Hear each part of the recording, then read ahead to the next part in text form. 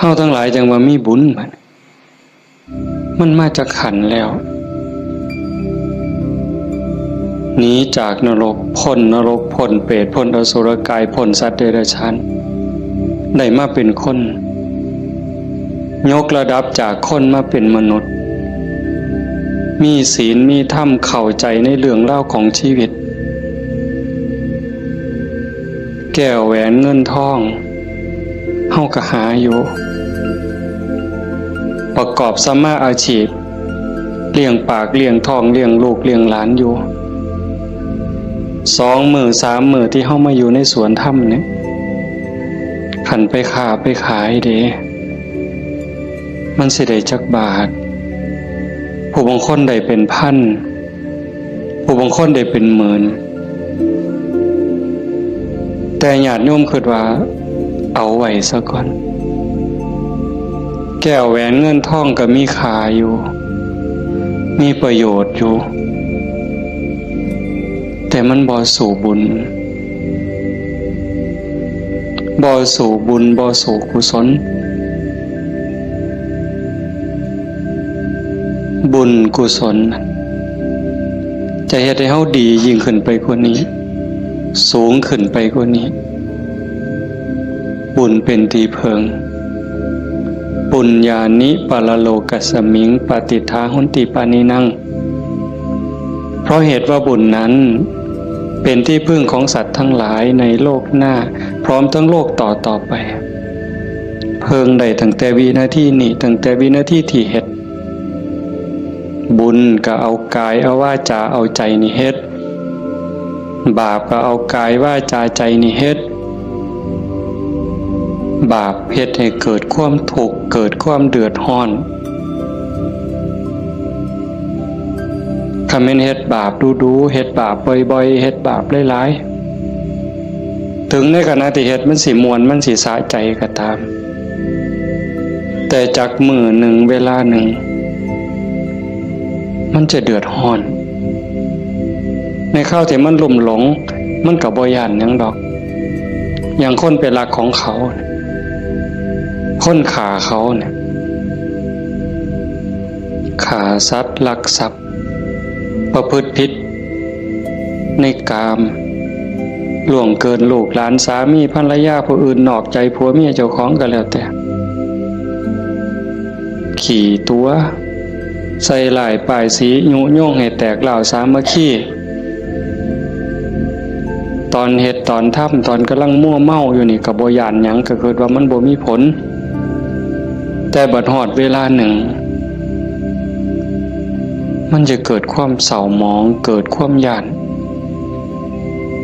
แต่มาว่าทุกคนเนี่ยแม่นสิปากคำเว้ายืนยันนักแน่นว่าบ่เชื่อดอกว่าบาปมีบุญมี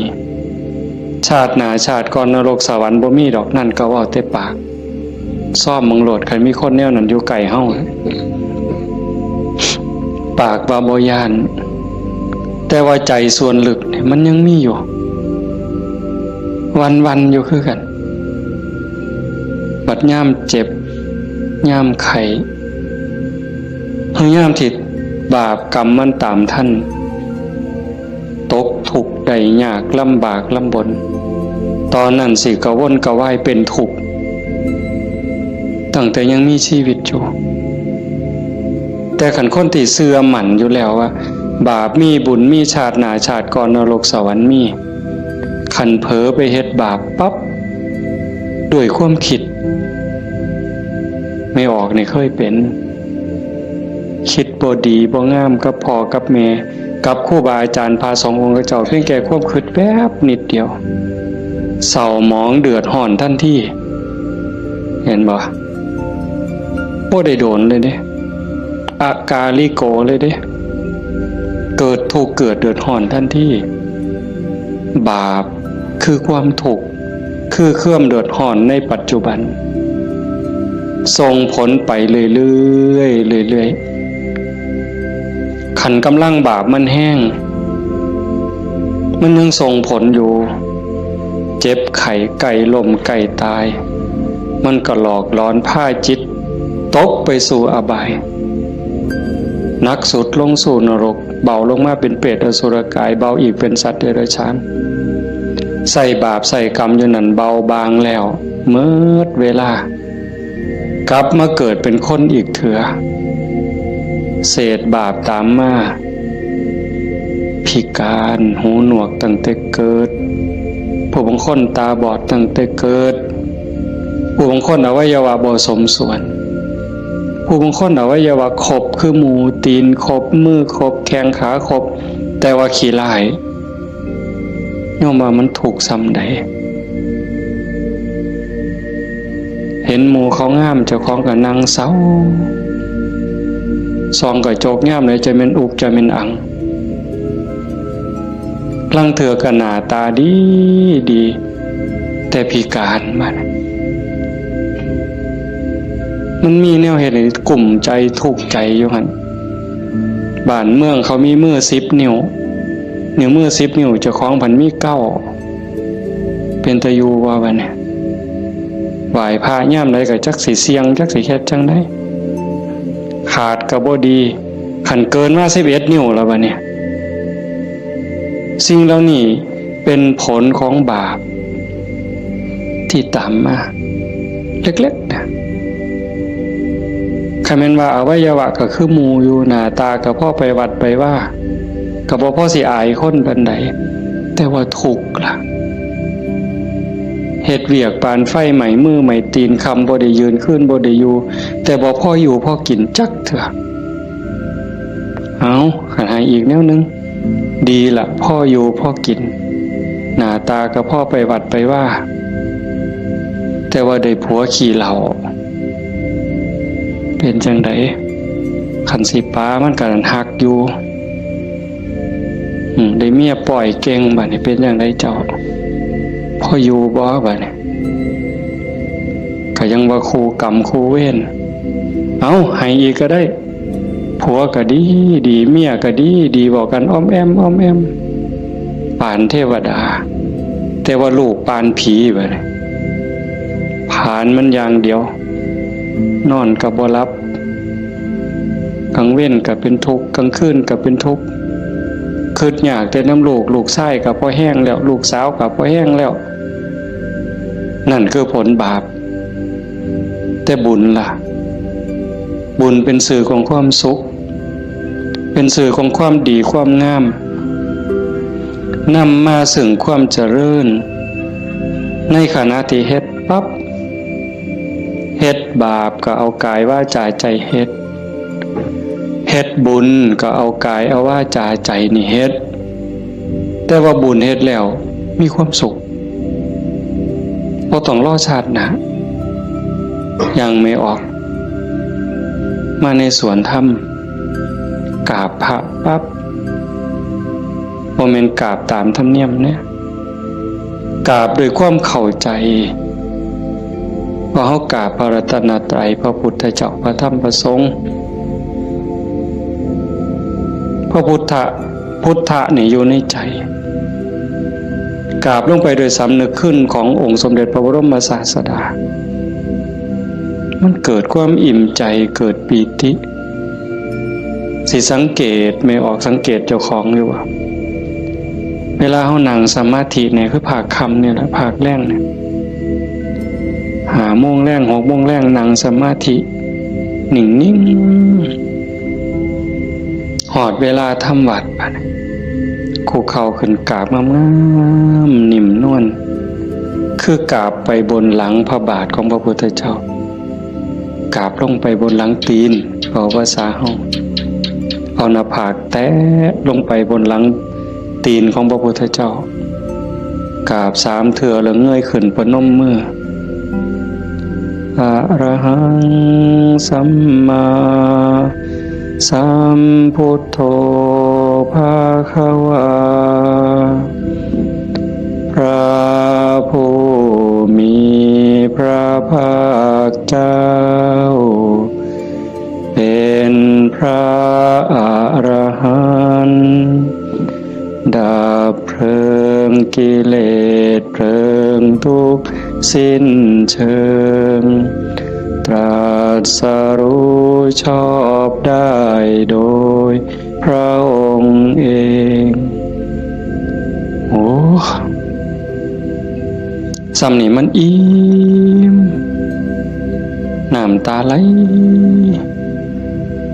อ่อนซ่อนเจ้าของอิ่มใจภูมิใจเด้ทั้งเถื่อเฮาบ่ต้องเว้าคิดซื่อ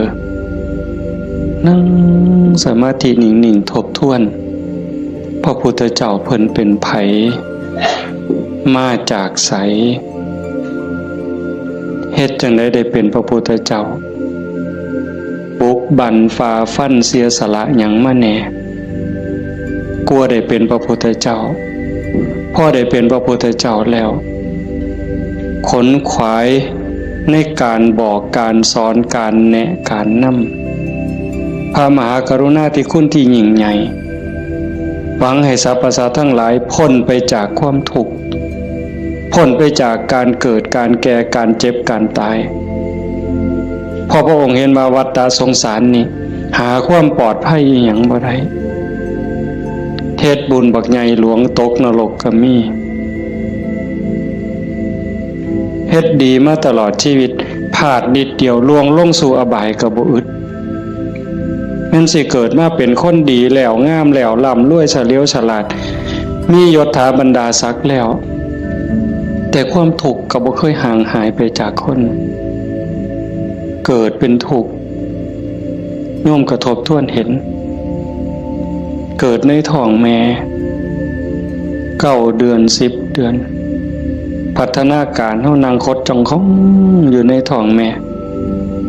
มือคลอดแม่ก็เกือบตายทั้งเธอก็ตายอีหลี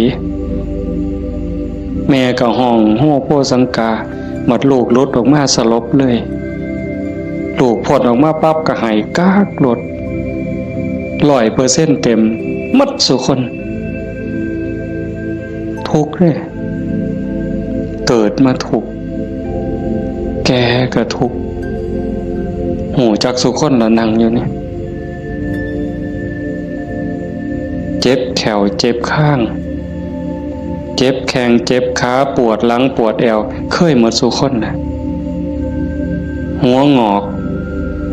ตั้งแต่หัวงอกก็คือมันบ่เจ็บบ่ปวดก็ทุกข์เว้ยไม่ออกเป็นนี่วะซองกระจกเห็นผมงอกนี่ถอนปั๊บหลดย่านเข้าว่าเจ้าของเฒ่าเห็นบ่อายุ40คนเขาเอิ้นแม่ใหญ่ได้งวกปั๊บตาเขียวปื้อเลยเด้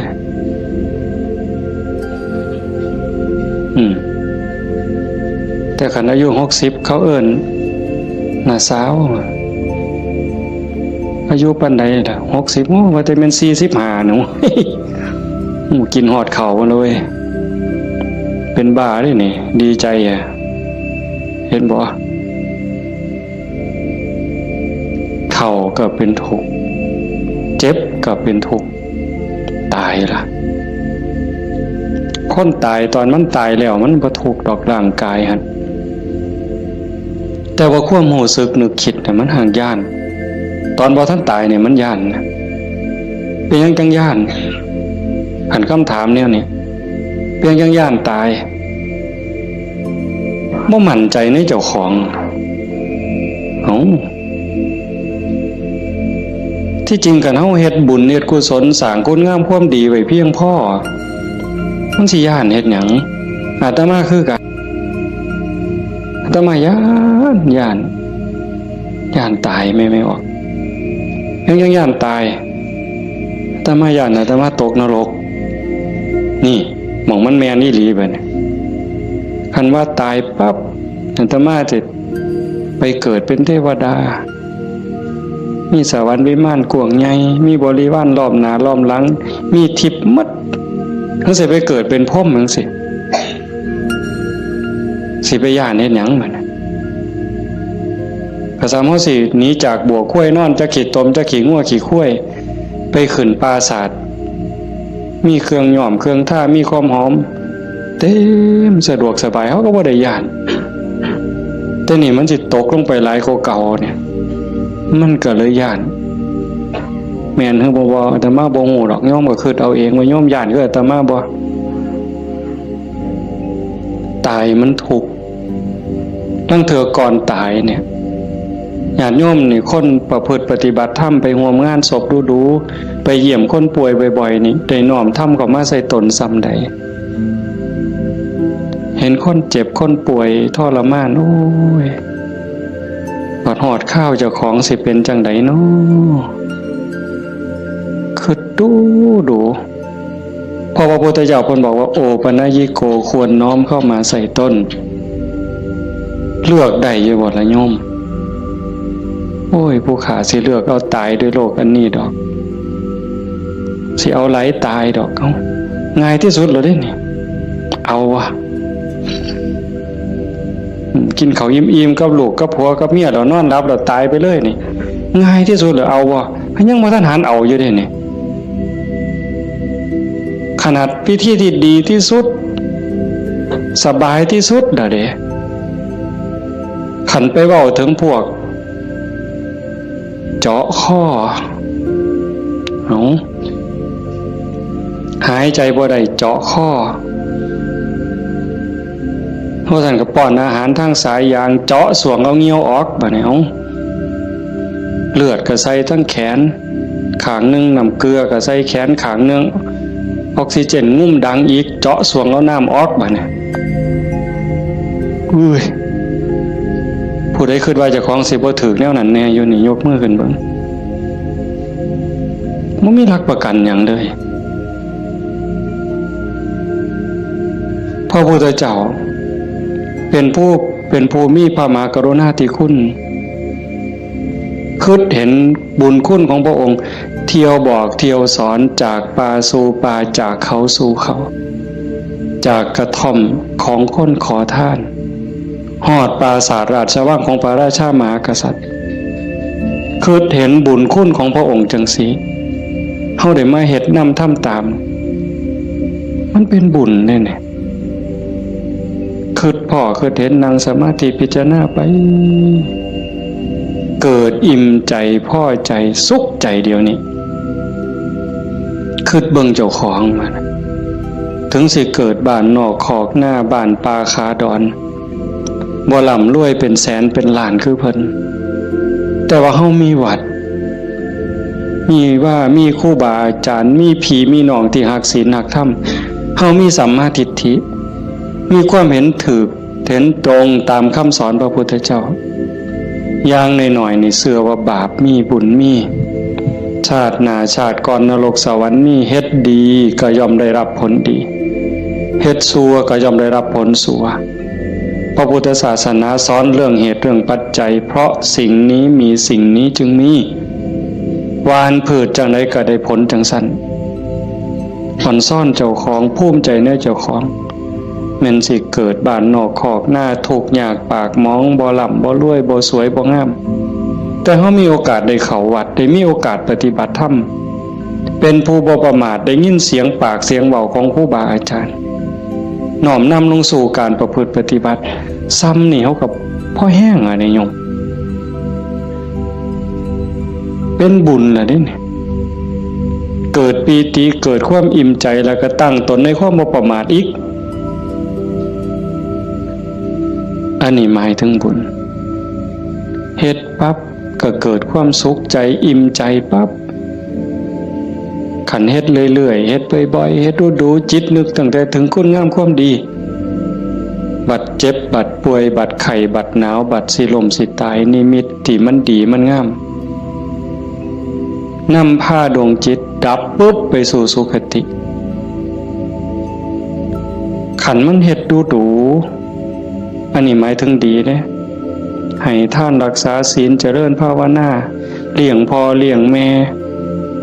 เขาวัดเขาว่าสร้างน้ำทำบุญมีจิตเอื้อเฟื้อเกื้อกูลนะขันมันเฮ็ดดูบ่อยๆจิตมันเที่ยวทางนี้ดูอั่นดอกมันก็ง่ายต่อการสิเกิดสิ่งเหล่านี้ในการจูงจิตไปสู่สุคติดับปุ๊บก็ไปสู่สวรรค์ไปสู่พรหมเอื่นว่าไปสู่สุคติใส่บุญใส่กุศลไปจนหมดแห้งของบุญของบาปของบุญของกุศลส่วนนั้น เมื่อเวลาขันว่าท่านถึงความเป็นพระอริยเจ้ากลับมาเกิดเป็นคนอีกเถื่อมัน ผลบุญพามาเกิดเป็นคนเศษบุญตามมาปุ๊บรูปร่างหน้าตาผิวพรรณสวยสดงดงามมีความอ่อนหน่อมอ่อนโยนมาแต่ต้นเกิดในตระกูลสูงเชื่อผู้ดีให้ทานมาหลายๆด้วยจิตศรัทธารวยตั้งแต่เกิดแต่มาว่ามาหลายปีแล้วว่าขันคนให้ทานด้วยความศรัทธาด้วยความเลื่อมใสเฮ็ดด้วยความจริงใจผลมันให้รวยบางเทื่อรวยตั้งแต่เกิดบ่ทันมื่นตาซ้ำปู่ย่าตายายเตรียมฝากธนาคารไว้ให้เปิดบัญชีไว้รับเป็นร้อยล้านพันล้านล่ะเห็นบ่ล่ะนั่นคืออานิสงส์ของศีลของทานของบุญของกุศลสวยรวยสวยผอมงามผอมรวยผอมฉลาดผอมโรคภัยไข้เจ็บหน่อยอายุยืนมีคนเคารพนับหน้าถือตาเว้าหยังคนก็เชื่อถอยฟังคำผู้ใดบ่อยากได้เนี่ยก็ 100% ทุกคนอยากได้แต่ว่าอยากซื่อๆมันบ่ได้แบบนั้นต้องเฮ็ดต้องสร้างเหตุปัจจัยแต่ว่าคนไทยในปัจจุบันเนี่ยตมาว่าก็กำลังหลงทางไปไกลคือกันมองจังหนึ่งก็คือศาสนาพุทธเจริญเบิ่งอีกแนวหนึ่งก็คือเสื่อมเต็มทีในเวลาเนี่ยนี่คือชุมนุมชนของเฮาเนี่ยกลุ่มเฮาเนี่ยคือเจริญอยู่แต่ว่าอีกกลุ่มหนึ่งมันอาศัยพุทธศาสนาติดยี่ห้อพุทธศาสนาแต่ว่าเนื้อในแกะกล่องเปิดขวดกินเข้าไปมันบ่แม่นบ่อยากเว้าหลายปานใดดอกเรื่องหมู่นี้แต่มันเท่ากับเป็นตะเว้าอ่อนวอนบวงสรวงพิธีกรรมเนี่ยมันออกนอกทางมัดนิยมคันมันสิง่ายปานนี้พระพุทธเจ้าสิมานั่งเฮ็ดหยังสิสอนเฮาให้ฝึกให้ฝนให้เพียรเฮ็ดหยังครูบาอาจารย์หลวงปู่หมั่นหลวงปู่ชาเอาชีวิตเกือบบ่รอดก็สั่นก็ครึ่งฝ่ายแล้วก็มาผูกหัวเจ้าของก็สวดซะทีล่ะอิติปิโส1,800,000ก็ได้ตัวให้มันหอเวินกิเลสคูโคบออกโลดติล่ะมันแม่นบ่ล่ะกระแสนี่กำลังแห้งไม่ออกกระแสนี่กำลังหลายนั่งเถื่อกับเงินนี่เป็นตัวตั้งบ่ได้ตั้งใจดอกแต่ขี่รถมาได้ยินไหมเปิดวิทยุฟังแถวนี่ล่ะวิทยุแถวนี่ล่ะหมดน้ำกันนี่ล่ะเนาะพอมันได้เงินหลายบางมื้อวันที่2บ่อาจจะมาไปเทศงานนึงเทศจบคนกำลังลังมาอันนี้มือสาวมือรุ่นก็เลยถามประธานงานเขาก็บ่ฮู้ดอกว่าท่านเข้าใจว่ามันเป็นแนวใดนะถามว่าเป็นจังได๋งานเรียบร้อยดีอยู่บ่ว่าซั่นเรียบร้อยอยู่ข้างน้อยเพิ่นว่าอุ้ยได้เงิน800,000กว่าเพิ่นว่าสาธุว่ะงานขึ้นเดียวง่ายแจกไม่หีบกันหมดขึ้นเนี่ยอยากคอหมดไว้ก็ออกแบ่งใหญ่ๆถ้ามาเสือว่าพระพุทธเจ้าบ่สอนแล้วก็บ่ได้พาเฮ็ดแนวนั้นแต่แนวจังซี่นี่ไม่ออกบ่ออกนอกจากเป็นบุญเป็นกุศลเด้เฮามาเฮ็ดในมื้อนี้เวลานี้เด้นอกจากมาสร้างบุญแล้วมาหาที่เพิงสำหรับดวงจิตดวงวิญญาณเจ้าของแล้วชีวิตมันมีกายกับใจอย่างว่าร่างกายประกอบด้วยดินน้ำลมไฟเหมือนเวลามันก็แตกสลายดินขึ้นดินน้ำขึ้นน้ำลมขึ้นลมไฟขึ้นไฟแต่กระแสจิตกระแสใจกระแสวิญญาณเดินทางต่อหอบบุญหอบบาปไปขันดวงจิตดวงใจดวงใดได้รับการพัฒนานอกจากบุญแล้วพัฒนาคือมันเหตุให้เกิดให้มียกระดับเจ้าของสูงขึ้น สูงขึ้นจากอำนาจการบีบคั้นกดขี่ข่มเหงของกิเลสคือความโลภความโกรธความหลงจิตดวงนั้นเบายิ่งเบายิ่งละเอียดยิ่งสูงใกล้พระพุทธเจ้าไปเรื่อยๆเรื่อยๆเรื่อยๆขันใจต่ำก็หมายความว่ากิเลสถมมันหลายใจสูงกิเลสติดหน่อยขันสูงที่สุดกิเลสเกาะบ่ได้ก็เป็นอิสระจากกิเลสไปเข้ามาเดินจงกรมมานั่งสมาธิสวดมนต์ฟังเทศน์ฟังธรรมก็เพื่อสิซักฟอกจิตใจเจ้าของการฟังธรรมนี่ก็เป็นตนหนึ่งเฮ็ดให้เฮาได้เกิดปีติเกิดความสุขเกิดสมาธิตั้งแต่เกิดความเข้าใจได้ส่องได้ทางยกจิตเจ้าของให้มันสูงยิ่งขึ้นได้เฮาก็เฮ็ดหลายๆอย่างทั้งการฟังทั้งการประพฤติปฏิบัติทั้งการสวดมนต์เฮาทำวัดแปลมันยิ่งเห็นยิ่งเข้าใจอย่าเอาเพียงแค่มวลเอาเพียงแค่ความไพเราะอย่างเดียวเฮาสวดซ่าๆเฮามีโอกาสพินิจพิจารณาถึงความหมายที่เฮากล่าวออกไปแต่ละคำน้อมนึกเห็นพระพุทธเจ้านึกถึงครูบาอาจารย์พระอริยสงฆ์คือจังเพิ่นบอกเพิ่นสอนอ่านไปนำสวดไปนำพิจารณาหาเหตุหาผลหาความหมายนำมันจะได้เข้าใจยิ่งขึ้นคันเฮาคิดจังสี่คือโยมพอออกผู้เป็นเจ้าภาพนี่เป็นตะเงิดคนอีหลีเด้อาตมาเห็นอาจจะเห็นมาหลายแต่จื้อได้นี่เป็นรายที่สองผู้หนึ่งโยมเพื่อสังขะจังหวัดสุรินทร์เฮ็ดแรกๆเนี่ยเฮ็ดเป็นรีสอร์ทเฮ็ดสวนนี่เป็นรีสอร์ทมีบ้านพักเอาไปเอามาไปปฏิบัติธรรมดูเขาก็คือสิบ่ต่างกับเจ้าภาพเฮาใจตกลงไปในกระแสธรรมหักศีลหักธรรมมั่นใจแล้วว่าอันใดสิเป็นที่เพิงของชีวิตอันใดสิเป็นสมบัติควรสิถือออกจากโลกนี้ก็ค่อยๆเปลี่ยนบัดนี้จากรีสอร์ทจากบ้านพักนัดพี่นัดน้องไปร่วมปฏิบัติจากกลุ่มก่อนเล็กๆจัดประกาศงานบักใหญ่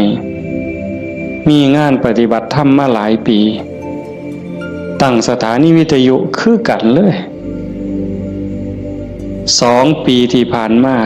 หลังเนี่ยจัดงานปริวาสโยมได้ไหนไม่ออกได้ไหนเอาสวนเจ้าของจัดเป็นงานปฏิบัติธรรมเอานิมนต์พระมาเข้าอยู่ปริวาสกรรมญาติโยมไม่ออกชาวบ้านกับมาร่วมปฏิบัตินำกับพ่อๆกันนี่แหละครับเฮาแต่เพิ่นก็มีพระเสริมเข้ามานี่คือมั่นใจแล้วว่าสิ่งที่สิถือออกจากโลกนี้นอกจากบุญกุศลคุณงามความดี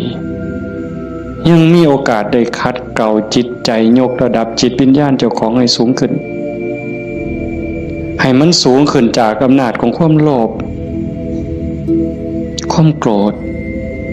ความหลงความอิจฉาริษยาอาฆาตพยาบาทจองเว้นหน่อยเนื้อต่ำใจบุญยังบ่ท่านปลอดภัยปานใดเลยดีอยู่แต่บ่ท่านปลอดภัยเพราะว่าคำสอนของศาสนาญาติโยมก็ได้ยินอยู่แล้วหลายๆมื้อเฮาก็ทำวัดอยู่ประจำละชั่วประพฤติดีเห็นบ่ละชั่วประพฤติดีทำจิตให้บริสุทธิ์ตัวจิตบริสุทธิ์นี่จึงเป็นพุทธศาสนาละชั่วมาเฮ็ดดีนี่มันยังบ่ทันฮอดพุทธศาสนาแต่มันเป็นหลักสากลของโลกของจักรวาลผู้ใดเขาก็สอนกันแบบนี้ญาติโยมก็ลองพิจารณาว่าชีวิตเฮาที่เหลืออยู่เนี่ยเฮาสิเฮ็ดจังได๋จังสิใกล้พระพุทธเจ้าใกล้หลักธรรมเข้าไปที่สุดจากชั่วมาถึงดี จากดีไปถึงว่างจากชั่วมาถึงดีจากดีไปถึงว่างตัวทางสายกลางเนี่ยเฮาเดินจงกรมเฮานั่งสมาธิแน่ๆแล้วว่าเฮานั่งเอาบุญแต่ว่าเหนือกว่านั้นเด้การพัฒนาการยกระดับจิตโยมก็ต้องเบิ่งนำเพราะว่าธรรมะคำสั่งสอนของพระพุทธเจ้ามันปฏิบัติได้บ่จำกัดการสวากขาโตภควตาธัมโมพระธรรมเป็นสิ่งที่พระผู้มีพระภาคเจ้าตรัสไว้ดีแล้วเฮาสวดมนต์ว่าจังซี่ดีนี่หมายความว่าจังได๋ดีก็หมายความว่าบ่ชั่วตอบแบบพี่บ่าเว้าเด้ดีคือบ่ชั่วแต่ในความหมายนั้นดีแล้วหมายความว่าบ่ขาดพระพุทธเจ้าสอนไว้ตรัสไว้บ่ขาดแล้วก็บ่เกินพอดีสำหรับการดับทุกข์สำหรับการสร้างบุญสร้างกุศลสร้างประโยชน์กับส่วนรวมแล้วพอดีสำหรับการดับทุกข์บ่ต้องเติมเข้าไปอีกแล้วก็บ่ต้องเอาออกคำสอนเนี่ยบ่ต้องเอามาเติมคันพวกมาเติมกลายเป็นสัตว์ทำปฏิรูปเป็นของปลอมไปมองศาสนาสิฟั่นเฟื่อนมองเฮาสิหลงทางเสียเวลาของชีวิตเฮ็ดไปก็เสียเงินเปล่าเสียเวลาเปล่านั่นคือมันเป็นสัตว์ทำปฏิรูปเป็นของเกินเป็นของไร้สาระแต่ว่าตื่มเข้ามางัดใส่พระโอษฐ์ของพระองค์ว่าอันนี้พระพุทธเจ้าตรัสนี่คือเหตุการณ์หลายๆอย่างอยู่ในเวลานี่ในสังคมชาวพุทธเฮาบ่ขาดแล้วก็บ่เกินสวากขาโตภควตาธัมโมพระธรรมเป็นสิ่งที่พระผู้มีพระภาคเจ้าตรัสไว้ง่ายแล้วนอกจากดีแล้วก็ง่ายนำเพียงจังว่าง่ายเป็นเหมือนกับเปิดของที่ปิดของที่ถูกปิดอะไรเป็นคนปิดความบ่ฮู้อวิชชาความบ่ฮู้โมหะความหลงความมืดมันครอบงำจิตใจของเราสัตว์มาชั่วอนันตกาลจนเจ้าชายสิทธัตถะเสด็จออกบวชบำเพ็ญเพียรบารมีได้ตรัสรู้ใต้ต้นพระศรีมหาโพธิ์ก่อนพุทธศักราช45ปีนั้นจังเปิดขึ้นมาได้นักบวชก่อนพระองค์เฮาสินับหลายปานใดเป็นหมื่นองค์หมื่นศาสดาหมื่นครูอาจารย์ที่แสวงหาแต่ว่าบ่มีผู้ใดพ่อเปิดบ่ออกบุญบารมีบ่ถึงแต่เจ้าชายสิทธัตถะบำเพ็ญบารมี20อสงไขยกำไรแสนมหากัปบารมีเต็มเปี่ยมจังสามารถเปิดของที่ปิดหงายของที่คว่ำจุดแสงสว่างในที่มืดบอกทางแก่คนหลงทางนี่คือคำสอนพระพุทธเจ้าเด้เปิดของที่ปิดหงายของที่คว่ำบอกทางแก่คนหลงทางจุดแสงสว่างในที่มืดก็จังว่าตรัสไว้ง่ายแล้วทำอันมีส่วนขี้ริ้วพระองค์เฉือนออกหมดสิ้นแล้วตัวใดมันเฟือมันฝุ่มเฟื่อยเป็นเรื่องไร้สาระเฮ็ดให้เสียเวลาพระองค์ปาดออกเฉือนออกหมด คือกันครับใบใหม่เมิดตาแต่พระองค์นำมาสอนซ้ำกับกำใหม่ในมือใบใหม่ในกำมือเนี่ยม่วนหลายมันบ่เป็นประโยชน์บ่เป็นไปเพื่อการดับทุกข์มันอาจเสียหลายคือกับใบใหม่ในป่าสูตรนั่นสูตรนี่สูตรยารักษาโรคสูตรสะเดาะเคราะห์ต่อชะตายังก็สิบอกกันทุกซุมื้อเสริมดวงเสริมมงคลนั่นก็แล้วแต่วิชาที่มันบ่เป็นไปตรงไปเพื่อความดับทุกข์พระองค์บ่เอามาสอนเฉือนออกบ่เอามาเว้าถือเป็นเรื่องไร้สาระเป็นหยังจังเอาแต่สิ่งที่มันเป็นประโยชน์ล้วนๆเอาแต่แก่นเพราะว่าวันเวลาของชีวิตเฮาบ่พอโยมชีวิตหนึ่งๆเฮาบ่พอสำหรับการจะปลดเปลื้องกิเลสออกจากใจเป็นเรื่องรีบด่วนวันเวลาของชีวิตเฮามันบ่ถึง100 ปีจะคนเนี่ยเห็นบ่เบิ่งดีๆเด้ เฮาเกิดมาอยู่ในโลกนี่มันบ่เกิน100 ปีหลายคนอยู่นี่60แล้ว70แล้วอายุจน70หัวงอกแขวหักแล้วเนี่ยกิเลสลดลงหรือยังถามเจ้าของเบิ่งยังเครียดให้ลูกเขยบ่เครียดให้ลูกไผ่บ่ไปตักอาหารยามมื้อเช้านี่มันอยากได้หลายเกินจำเป็นบ่นั่งเถื่อตักไปก็อันนี้ก็สิเป็นตาแซ่บอันนี้ก็สิเป็นตาแซ่บตักไปตักมาแงกเบิ่งถาดโอ้มันสิกินหมดบ่พ่อละเพิ่นว่าย่างชีวิตโตเฮ็ดบักสมยังถอยกลับหลังมาอีกอยู่2 ก้าวกำปึ๊บอีกอยู่นี่คือเฮาพัฒนาบ่ทันไปเนี่ยตอนนี้อายุ70นี่เอาบักสมมาหน่วยนึงยังบ่พอยังเอาหน่วย2ไว้เสียงไว้ให้หลานอยู่มื้ออื่นมื้อเนี่ยเจ้าว่ามันของเล่นซั่นบ่กิเลสเนี่ยสิเอาชนะมันแนวใดหลายภพหลายชาติหลายแสนชาติล้านชาติมาแล้วที่เฮาแพ้มาตลอดแต่ว่าก็ใครแน่ชาตินี้ได้มาเป็นคนสู่ตอนในสนามนี่เวทีนี่ก็เป็นนักมวยนี่คือเวทีแก้มือแม่ว่านัดล้างตาก็เป็นการแก้มือกันเป็นกีฬาหยังก็ตามนี่เป็นไฟหนึ่งเป็นเกมหนึ่งที่เฮาสิเอาชนะมันแต่ตอนนี้จากยกแรกมาจนฮอดยก5นี่เฮาถึกมาสะบักสะบอมในนับ8ก็หลายรอบแล้วอีกบ่ถึงนาทีแล้วเด้มันสิหมดยก5นี่สิหวังน็อกอยู่ว่าเจ้าสิถึกศอกกลับเขามิดอ้อยซอยอีกยกนึงบ่จักนี่ต้องมึงเห็นเนี่ยจังว่าพระพุทธเจ้าเพิ่นเฉือนออกหมดสิ้นแล้วเอาแต่เรื่องทุกข์เรื่องดับทุกข์จะจ่อเข้ามาคันเอาว่าท่านเข้าใจซ้ำนั้น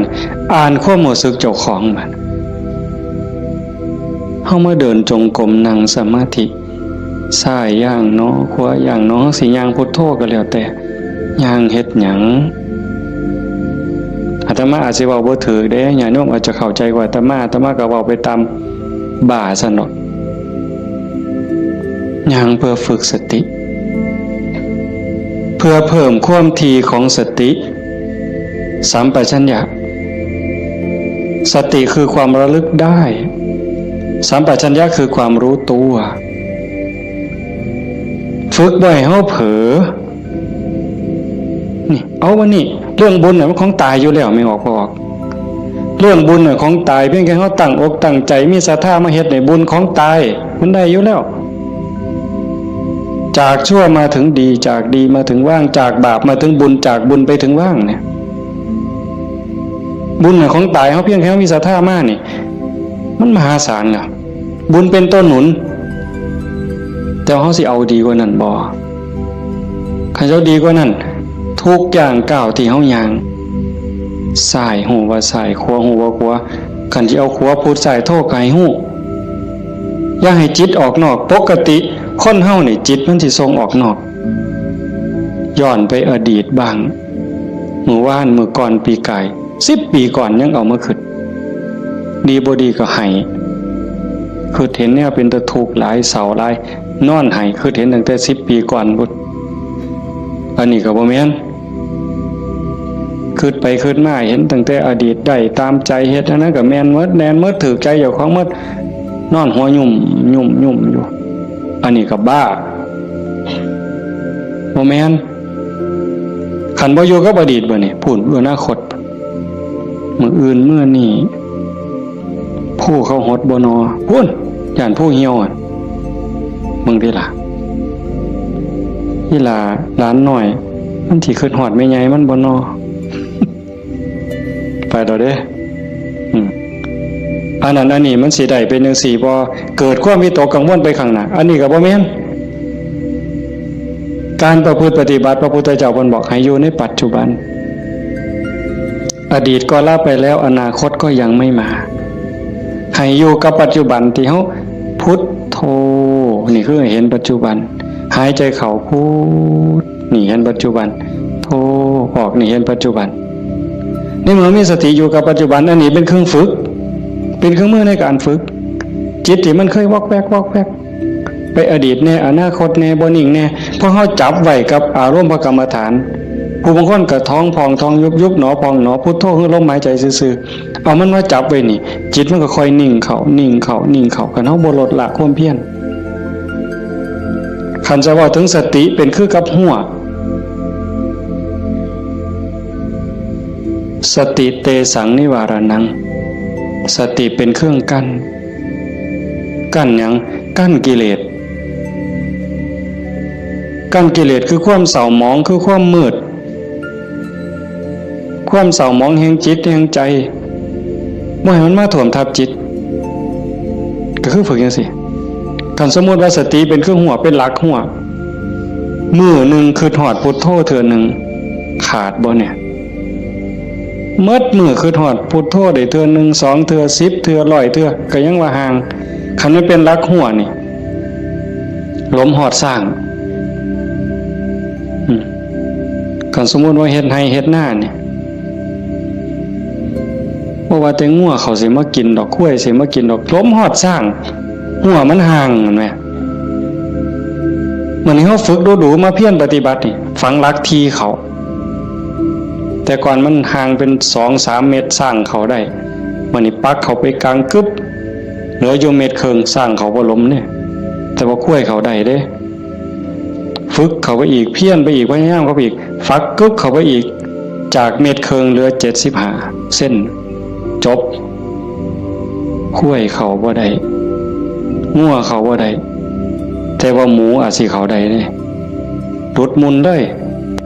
เสียบเข้ากลางกึบเหลือ30กว่าเส้นหมูเขาว่าได้แต่ม้าเขาได้มันเพี้ยนเขาไปอีกซับเขากลางจาก30กว่าเหลืออยู่20 15ขึ้นไปหา20เสียบเขาไปอีกเหลืออยู่10กว่าเส้นมันแล้วไก่ก็เขาบ่ได้เสียบเขาไปอีกไก่เขาบ่ได้กบอาจสิเขาได้ที่เขาอีกกบเขาบ่ได้เขียดโม่เขาได้ที่เขาอีกเขียดโม่เขาบ่ได้เขาได้แต่เขียดขึ้นหน้าสติเฮาคือกันสติสัมปชัญญะฝึกบ่อยๆฝึกดูๆเห็นดูๆหูดูๆมันก็จะเป็นความชำนิชำนาญความระลึกรู้ระลึกเห็นบ่อยๆเกิดขึ้นอยู่ในปัจจุบันบ่อยๆบ่ได้แวบไปสู่อดีตบ่ได้แวบไปสู่อนาคตเกิดความตั้งมั่นเกิดความมั่นคง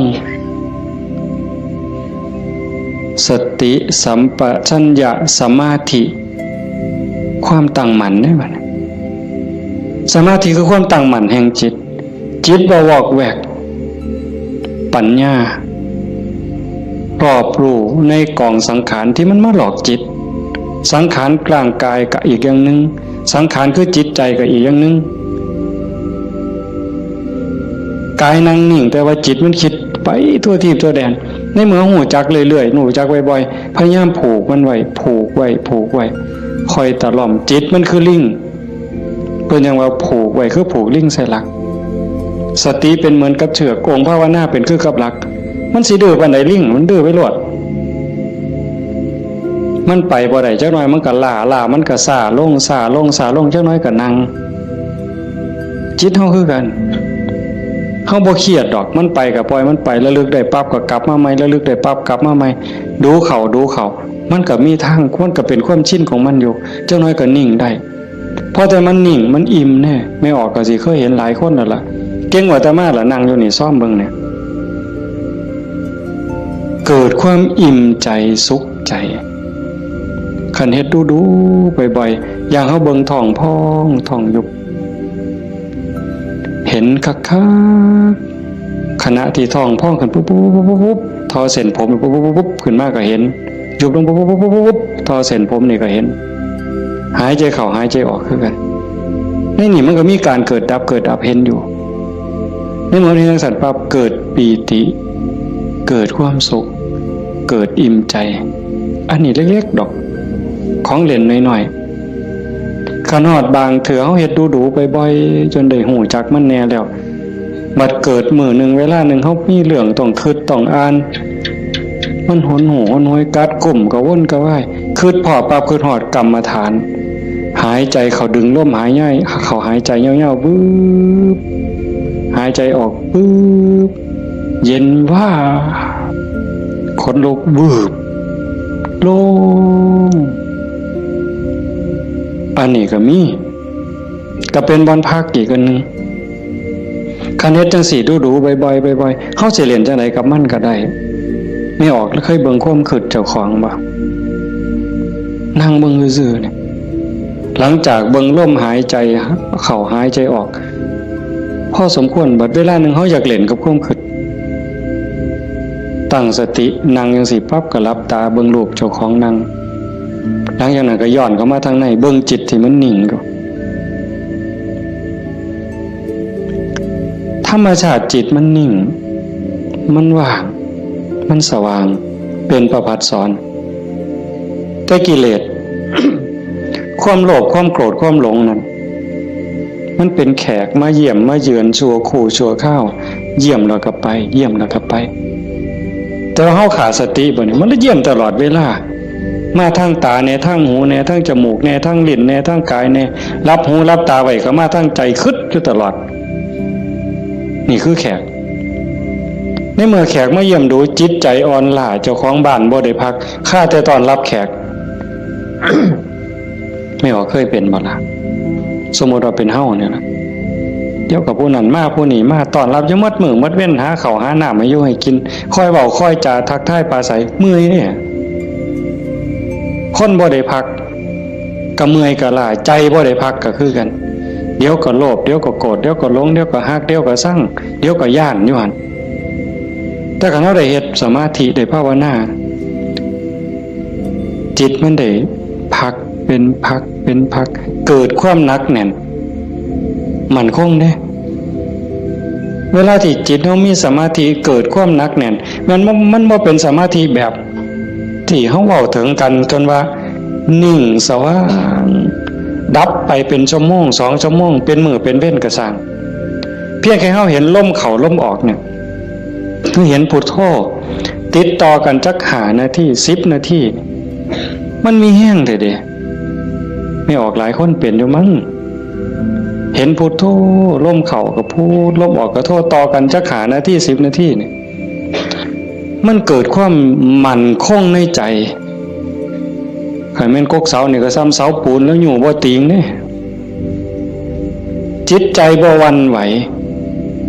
นักแน่นมั่นคงโยกบ่ได้เห็นบ่แต่ขันไปกว่านั้นบัดน่ะอ่านเบิ่งความคิดปั๊บหูปั๊บคิดปั๊บหูปั๊บคิดปั๊บหูปั๊บเฮานั่งจังซี่คือกันไม่ออกคันสมมุติว่าเฮาพุทโธแล้วมันมักคิดเอาแนวใหม่มึงคิดกูสิเบิ่งบัดนี้บ่พุทโธแล้วเศร้าพุทโธคิดปั๊บหูปั๊บคิดปั๊บหูปั๊บบ่คิดต่อมันเด้บ่คิดซอยมันหูมันซื่อ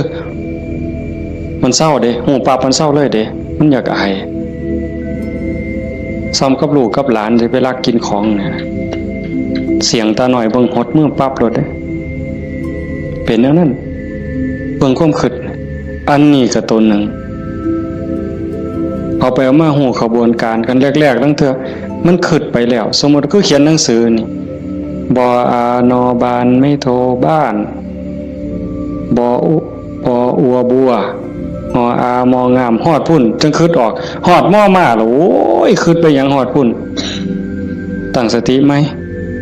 มันเขียนไหมมันอาจสิฮอดงออาบ่ทันได้ม่อมาฮอดสระปั๊บหูปั๊บคันหูรู้มันสิสั่นเข่าได้บัดแต่คันแรกๆปั๊บมันฮอดงออามองามบ้าน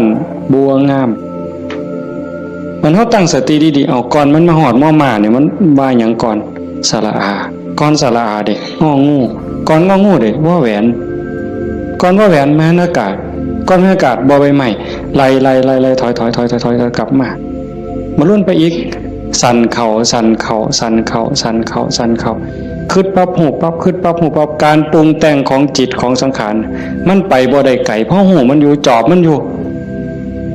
จากไปหอดบ้านบัวงามมันต้องบทสุดท้ายมันหอดเพียงแค่บออาเพราะท่านไม่โทษสั่นเข้ามาหอดบอใบใหม่มัดโตเบิ่งดูบอใบใหม่เพียงแค่ขอดหัวหูจักหยุดปุ๊บเป็นได้แนวไหนก็เป็นนะตรงมันว่างตรงมันนิ่งตรงนี้กิเลสบ่มานั่นคือจิตเดิมๆสะอาดบริสุทธิ์บ่พาเจ้าของถูกเข้าใจได้เลยว่าคำสอนของพระพุทธศาสนาสูงสุดเพื่อบ่ทุกข์คำสอนของพระพุทธเจ้าทั้งหมดเป็นไปเพื่อดับทุกข์เป็นไปเพื่อพ้นทุกข์จังว่าความว่างจากความยึดมั่นในความเป็นตัวเป็นตนในสิ่งที่ใดที่มีที่เป็นเฮาประพฤติปฏิบัติจังสี่คือกันเดินจงกรมนั่งสมาธิเพื่อเจริญสติสัมปชัญญะปัญญาสมาธิให้มันหูเท่าทันในเมื่อกิเลสเกิดมากระทบกิเลสคือความทุกข์คือความเดือดร้อนความเศร้าหมองต่างๆมันจะเกิดขึ้นกับจิตกับใจมันมาทางไหนมันมาทางตามันเข้าทางตาเข้าทางหูทางจมูกทางลิ้นทางกายทางใจเพิ่นเอิ้นว่าอายตนะอายตนะเป็นเครื่องเชื่อมต่อภายในก็มี6ภายนอกก็มี6ตามันเป็นคู่กับรูปหูเป็นคู่กับเสียงจมูกเป็นคู่กับกลิ่นลิ้นเป็นคู่กับรสกายเป็นคู่กับสัมผัสใจเป็นคู่กับอารมณ์มันใส่ตาใดเข้าทั้งตาใดมันเข้าทั้งตาใส่หูใดมันเข้าทั้งหูใส่ดังใดมันเข้าทั้งดังใส่ลิ้นใดเข้าทั้งลิ้นรับหูรับตาไว้มันเข้าทั้งใจพี่เฮาฝึกสติสัมปชัญญะเพื่อให้อยู่กับปัจจุบันให้มันเท่ามันทันให้มันเร็วเวลาเกิดการกระทบตาเห็นรูปปั๊บตาบอดมันต้องเห็นตาบอดมันต้องเห็นเป็นเรื่องธรรมดาเห็นปั๊บเฮ็ดจังได๋บัดเฮ็ดจังได๋ในเมื่อตาเห็นรูปปั๊บเฮาสิรักษาใจบ่ให้มันหักบ่ให้มันสั่งบ่ให้มันดีใจบ่ให้มันเสียใจนี่คือตัวปฏิบัตินี่คือทางสายกลางเห็นปั๊บให้ใจเป็นปกติคือบ่ทันเห็นคือกับเฮานั่งเบิ่งพุทโธพุทโธตาเห็นปุ๊บหูปั๊บแต่ว่าให้นิ่งอยู่คือเก่าอย่าให้เกิดดีใจเสียใจอย่าให้เกิดหักเกิดสั่งขันมันจำเป็นสิต้องจัดการกับสิ่งที่เฮาเห็นก็เฮ็ดด้วยจิตเป็นปกติสมมติว่าขึ้นไปตั้งเฮือนมีขี่ไก่ไปด่าไก่ก็บ่แม่นอีกปล่อยให้ไก่ก็บ่แม่นอีกละคิดเป็นตาสร้างไก่ก็บ่แม่นอีกละบ่ถึงหมดเฮ็ดให้จิตเป็นปกติยากอยู่ได้บ่ง่ายจักเม็ดไม่ออกย้อนเฮาเฮ็ดบ่ได้นี่เฮาจังเกิดจังตายเที่ยวตกนรกเป็นเปรตอสุรกายเที่ยวขึ้นสวรรค์เที่ยวลงนรกอยู่นี่ย้อนเฮ็ดจิตเป็นกลางบ่ได้เห็นขี่ไก่ก็สิไปสั่งไปด่าไก่แต่คันเห็นเงินแบ่งพันถิ่มอยู่เป็นจังได๋บัดมันสิว่าดีใจที่ละว่าติอันนี้ก็บ่ถึกดีใจพอใจก็บ่แม่นให้จิตเป็นปกติคันสิจับสิหยิบมันมีเจ้าของบ่ก็หยิบไปหาเจ้าของเอาเก็บไว้ซะก่อนก็จังค่อยประกาศหาเจ้าของก็บ่คิดว่าสิเอาจังสี่คือกันคันบ่มาทางตาล่ะมันมาทางหูบัดนี้สมมุติว่าเขาด่าปุ๊บได้ยินเสียงด่ามาเฮ็ดจังได๋สิเฮ็ดใจเป็นปกติบ่เสียใจบ่น้อยใจขันพวกเพิ่นปฏิบัติเนาะเพิ่นจังว่าได้ยินเนาะเอาสติไว้ที่หูเกิดขึ้นที่หูกระดับลงที่หูได้ยินเนาะบ่ให้ราคาเพิ่นเถาะบ่ให้ราคาเลยบ่ดีใจนำบ่เสียใจนำเสียงกระซักว่าเสียงบ่แม่นสัตว์บุคคลตัวตนเล่าเขาเว้าง่ายแต่ว่าเฮ็ดยากที่สุดก็ย้อนเฮาฝึกบ่ทันพ่อคันผู้ฝึกได้แล้วก็เย็นคือเก่าเด้ คือหลวงปู่ชาเพิ่นว่าผู้ที่ฝึกบ่ทันใดคือบ่ทันเข้าใจคนด่าย่างไปเศร้าก็ด่าไปย่ำแรงก็ด่าเห็นย่ำใดด่าย่ำนั้นก็ไปเครียดให้มันเป็นยังด่ากูเพิ่นบ่หมัดมือนึงเขาว่าอย่าไปหัวซ่ามาเด้อผู้บรรดาคนเนี่ยมันเป็นบ้าตัวเศร้าเครียดเศร้าสั่งนั่นคือจิตเป็นกลางแล้วกลับคืนสู่ฐานเดิมของมันคันเขาให้เขาด่าเขาจมให้เฮาบ่ฮู้ท่านว่างจิตบ่เป็นก็ไปเครียดไปขมหาทางตอบแทนสิเอาขึ้นจองกรรมจองเวรไว้แต่ขันทาย่องแล้วบัดเนี่ยเป็นจังไดบัดแต่คำย่องคำย่อมากเฮาก็ดีใจก็บวกฟู่ขึ้นบ่ถือคือเก่าเสียใจก็บ่ถือดีใจก็บ่ถือแต่ให้จิตเป็นกลางๆนี่คือขอปฏิบัติธรรมชาติจิตเป็นจังซั่นมันบ่เคยฮักไผมันบ่เคยสร้างไผจิตนี่ฮักก็บ่เป็นสร้างก็บ่เป็นดีใจก็บ่เป็นเสียใจก็บ่เป็นโลภโกรธหลงก็บ่เป็นย่านหยังก็บ่แม่นมันเป็นปกติของมันอยู่กลางๆจังซั่นแต่ว่ารักโกรธเกลียดกลัวอิจฉาริษยาน้อยเนื้อตามใจย้อนกิเลสมาย่อมแขกมาเยี่ยมนี่มันพาเจ้าของบ้านป้วงเด้นี่ก็ซ้ำกับเฮาอยู่เฮือนธรรมดานี่แล้วเคยเห็นอยู่ตัวบางปีใหม่นี่ลูกหลานเฮาอยู่เฮือนธรรมดากับพ่ออยู่บดหมู่มาชวนกินเหล้ามันก็เมาอยู่เฮือนเฮาหมดแล้วเป็นจังได๋ซั่นพาเจ้าของบ้านป้วงเลยให้เรารักษาใจเจ้าของให้เป็นปกติเขาประพฤติปฏิบัติเพื่อสิ่งนี้เด้โยมตาเห็นก็ให้รักษาใจไว้ปกติหูได้ยินก็รักษาใจไว้ให้เป็นปกติจมูกได้กลิ่นหอมเหม็นก็ปกติลิ้นได้รสก็ปกติแซ่บบ่แซ่บนัวบ่นัวก็ปกติขันมันสิเติมก็เติมไปที่ละน้ำปลานั่นสิเติมเกลือก็เติมไปที่แต่อย่าไปคิดสร้างไม่คั่วอย่าไปจมให้เขาหนาวห่อนมันหนาวมากก็แม่นว่าสิทนกรรมฐานนี่บอกว่าให้ปล่อยว่างมันหนาวก็สิเสืออยู่ซื่อๆบ่ฮ้มมันดอกผ้านี่ก็มันก็แล้วแต่ว่าธรรมชาติมันก็ให้ฮ้มแต่ว่าก็อย่าทุกข์อย่าเดือดร้อนรักษาใจเป็นปกติคันบ่จังซั่นนี่คนมันติดซั่วก็ติดได้ไม่ออกดีก็ติดซั่วก็ติด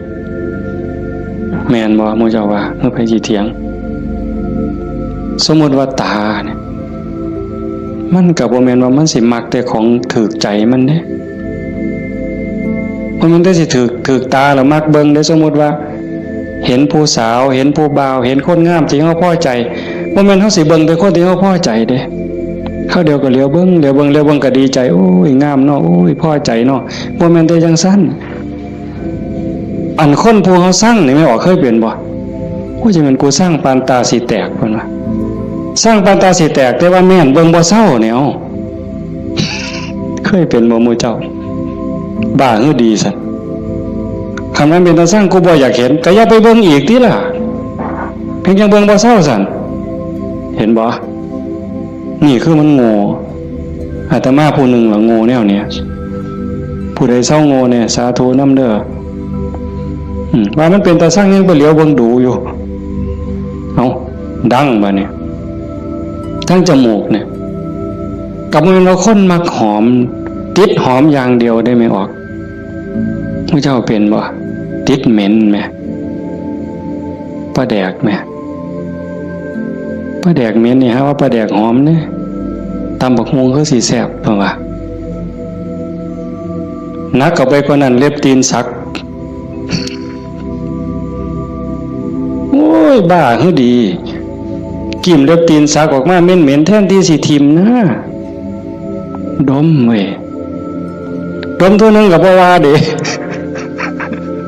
ดมเทื่อสองอ่ะบ่แล้ว